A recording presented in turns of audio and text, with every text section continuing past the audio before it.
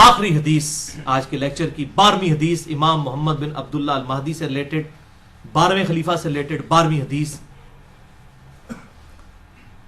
یہ مرفوع بھی ہے لیکن وہ ضعیف طرق ہے. یہ موقوفاً روایت ٹھیک ہے سیدنا ثوبان سے المستدرک للحاکم میں انٹرنیشنل نمبرنگ کے مطابق 8531 نمبر کہ آپ صلی اللہ علیہ وسلم نے فرمایا جب تم خراسان کی طرف سے سیاہ جھنڈے آتے ہوئے دیکھو تو ان کا استقبال کرو کیونکہ فیہا خلیفۃ اللہ المہدی، ان میں اللہ کا خلیفہ مہدی بھی ہوگا.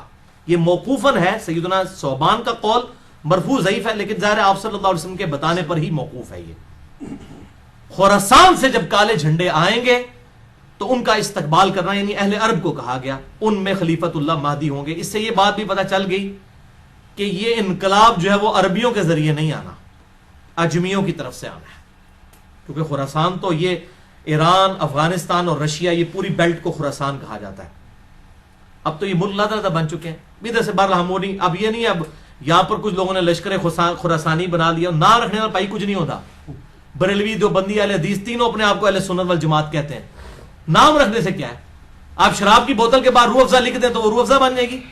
کالا جھنڈا آپ اٹھا لیں تو آپ مہدی بن جائیں گے. نام بھی رکھ دیں اپنے بیٹے کا محمد عبداللہ، کسی کا بیٹے کا نام محمد رکھ دیں، ٹھیک ہے جی. کسی آمنہ نامی عورت کے ساتھ شادی کرے، بیٹے کا نام جو ہے عبداللہ رکھ دیں. اس طرح امام مہدی نہ بننا ہے، یہ اس طرح کی جعلی طریقے سے نہ تو کوئی خراسانی بننا ہے تو نہ کوئی یہ کالے جھنڈے اٹھانے سے ہونا ہے.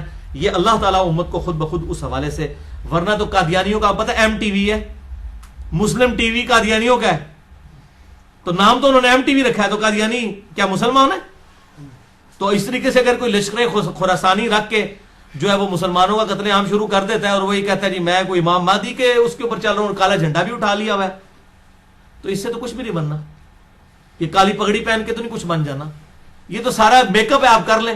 وہ اشفاق احمد صاحب صحیح بات کرتے تھے کہ جس جہاز کا انجن خراب ہو چکا اس کو آپ پینٹ کر کے نئی سیٹیں لگا کے اڑا نہیں سکتے، انجن تو خراب ہے نا اندر سے. تو آپ یہ لیپا پوتی کر رہے ہیں، مولوی داڑھی لمبی لمبی رکھ لیں، پگڑیاں باندھ لیں، کرتے شلواریں اوپر اٹھا لیں، ٹخنوں سے گنے پہ اٹھا لیں، تلواریں اٹھا لیں. اس طرح کرنے سے کوئی محمد بن عبداللہ المہدی یا اس کے گروہ کا بندہ تو نہیں مان جائے گا. وہ تو جب معاملہ ہوگا اسی وقت ہوگا. اور اس طریقے سے آج کل یہ میں غزوہ ہند والی بھی اکثر لوگ پوچھتے ہیں، خصوصاً جماعت الدعوہ والے، لشکر طیبہ اور یہ باقی لوگ وہ روایت لے کے چل رہے ہوتے ہیں. وہ روایتیں تو اس کی تقریباً ساری ضعیف ہیں، صرف ایک ہی اس کی صحیح روایت موجود ہے سنن نسائی کے اندر، انٹرنیشنل نمبر کے مطابق 3177 نمبر ہے. ایک چیپٹر کا نام بھی امام نسائی نے باندھا ہے غزوہ ہند کے نام سے. اس میں ایک روایت ہے کہ آپ صلی اللہ علیہ وسلم نے فرمایا، سنن نسائی 3177 انٹرنیشنل نمبر کے مطابق. اور ایک انٹرنیشنل نمبرنگ جو چل رہی ہے وہ اس میں 3175 ہے، 2 کا فرق ہے. بل اس میں یہ روایت ہے کہ آپ صلی اللہ علیہ وسلم نے فرمایا میری امت کے 2 گروہ ایسے ہیں جو کہ اللہ تعالیٰ نے ان کو آگ سے آزاد کر دیا ہے. پہلا وہ کہ جو پہلا گروہ وہ جو کہ ہند کے غزوے میں شریک ہوگا. غزوہ کہتے ہیں لڑائی کو، کوئی بھی لڑائی ہو. یہ جو غلط مشہور ہے کہ آپ صلی اللہ علیہ وسلم جس جنگ میں شامل ہوں وہ غزوہ ہوتا ہے اور جو آپ بھیجیں وہ سریہ ہوتا ہے. یہ بالکل جعلی بات ہے، ایسا نہیں ہے. یہ کوئی نہیں. غزوہ کہتے ہی لڑائی کو ہے، سریہ کہتے ہیں رات کے وقت نکلنے کو. تو غزوہ یا سریہ کی یہ ٹرمز بعد میں لوگوں نے ڈیوائز کی ہیں، ورنہ جو یہ غزوہ موتا بولا جاتا ہے اس میں تو آپ صلی اللہ علیہ وسلم کوئی نہیں تھے شامل. آپ تو مدینہ شریف میں بیٹھے ہوئے تھے جس میں خالد ابن ولید وہ رومن امپائر سے بچا کے لے کے آئے تھے لشکر. پہلے سیدنا زید ابن حارثہ شہید ہو گیا، آپ صلی اللہ علیہ وسلم مسجد میں بیٹھ کے کہہ رہے ہیں میرے زید کو شہید کر دیا گیا، میرے جعفر کو شہید کر دیا گیا، میرے عبداللہ بن رواحہ کو شہید کر دیا گیا. اب اللہ کی تلواروں میں سے ایک تلوار کے ہاتھ جو ہے مسلمانوں کی وہ جو ہے وہ سپہ سلاری آ گئی ہے. یہ صحیح بخاری میں حدیث ہے، میں نے علم غیب والے لیکچر میں بتائی ہے، مسئلہ نمبر 6A میں. اللہ تعالیٰ نے آپ کو دکھا دیا اتنے 100 کلومیٹر دور کا منظر، تو آپ تو موجود نہیں تھے، اسے غزوہ موتا کہا جاتا ہے، حالانکہ غزوہ تو نہیں تھا. یہ غزوہ اور سریہ کی جو یہ ڈیفینیشن غلط ہے کیونکہ اسے بریلویوں نے حاضر و ناظر کا عقیدہ نکالا ہے. وہ کہتے ہیں یہ دیکھیں غزوہ ہند ہے تو آپ سب خود بھی آئیں گے اس میں. وہ پائیے پہلے ایک عقیدے ہی جعلی بناتے ہو پھر اس میں فٹ ان کرتے ہو باتیں. غزوہ موتا میں بھی اللہ کے نبی تو شامل نہیں تھے، وہ کیوں غزوہ موتا ہے؟ ٹھیک ہے، تو یہ بالکل جعلی باتیں، کسی حدیث میں یہ تفریق نہیں ہے. یہ سنن نسائی 3177 کہ 2 گروہوں کو اللہ نے آگ سے بچا لیا ہے. نمبر 1 جو غزوہ ہند میں شامل ہوں گے، اور نمبر 2 عیسیٰ ابن مریم کے ساتھ جو لوگ شامل ہوں گے. اس میں بھی اشارہ مل رہا ہے کہ قرب قیامت میں ہی کوئی معاملہ ہوگا. وہ محمد بن قاسم جو ہے وہ اپنے اوپر یہ بشارت لگاتا رہا بنو امیہ کا، محمود غزنوی جو ہے وہ حملے کرتا رہا دولت کی لالچ کے اندر ادھر آ کے انڈیا میں، اور وہ سومنات پہ حملے کرتا رہا.